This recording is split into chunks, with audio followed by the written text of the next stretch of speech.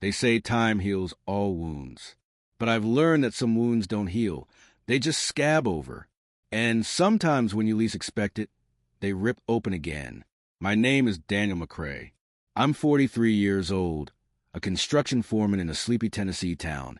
And until 3 years ago, I never believed I could fall in love again. Not after what happened to my brother. Not after what I did. His name was Nathan, my only sibling. Younger by 4 years, but always the one with a better smile, a gentler touch, and more charm than I could ever fake. We grew up rough. Our father was a drunk, and our mother passed when I was 15, but Nathan turned out soft in the best way. He became a teacher, married young, had a son. He built the kind of life I never thought we could have. His wife, Melissa, she was sunshine, blonde, kind, with this patience that made her seem like she was carved from something holy. I kept my distance. She was Nate's girl, after all. But I'd be lying if I said I never noticed the way she lit up a room, or how she made even a man like me feel like I belonged. And then the accident happened. A logging truck skidded through a red light and crushed Nathan's car.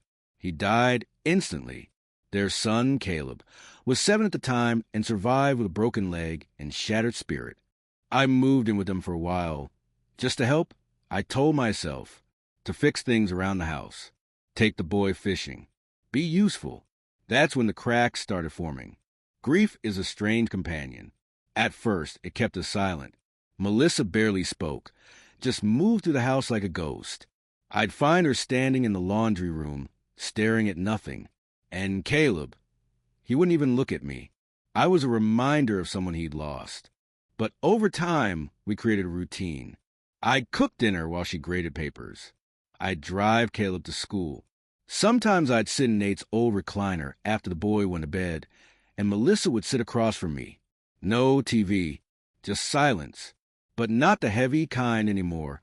This was something else. Something brewing. One night, she cried into my shoulder. Another, she kissed my cheek. Then one night, it went further. The guilt afterward was worse than any hangover I've ever had. I didn't sleep. I stayed out late. I drank too much. I want to confess to someone. But who do you tell when you cross a line with your dead brother's wife? But the worst part? It didn't stop there. We didn't call it love at first. It was grief, loneliness, survival. But the longer it went on, the harder it was to deny. I loved her in a way I'd never loved anyone. And Melissa, she loved me too, or needed me, maybe both. We hid it for nearly 2 years. For Caleb's sake, for the neighbors, for what little respect we still had for Nate's memory. But the hiding wore us thin. I proposed because I couldn't take the secrecy anymore. She said yes. We got married in a quiet courthouse ceremony with no guests and no celebration. I wore a navy jacket that still had Nate's cologne on it. Melissa didn't wear white. And that's when everything really fell apart. People talk, especially in small towns. Especially when someone marries their brother's widow. Some friends turn their backs. Melissa was let go from school quietly, budget cuts, they said. Caleb's friends started asking questions, repeating what their parents whispered. But worst of all was my father. He came to my house drunk the night after he heard. "You think this makes you a man?" he slurred. "Taking what's left of your brother's life like some damn vulture?" He punched me. I didn't hit back. Melissa cried herself to sleep that night. Caleb wouldn't speak to me. And I started to wonder, had I saved his family or destroyed it completely? It all came to a head one evening when Caleb, now 10, looked at me with eyes too old for his face. "Are you trying to be my dad now?" he asked. Not with anger, just hollow confusion. I didn't have an answer, so I told him the truth. "I'm not trying to be your dad, Caleb. I'm just trying to be here. Because I love you, and your mom, and I loved your dad more than anyone else in this world." He didn't say anything, just nodded and walked off. But something changed after that. He started sitting beside me when I watched the game. He asked me to help him with his science project. He let me braid fishing line for him. It wasn't a declaration, but it was hope. There's a cemetery on the edge of town. Quiet, overgrown. That's where Nate is buried. I visit him twice a year.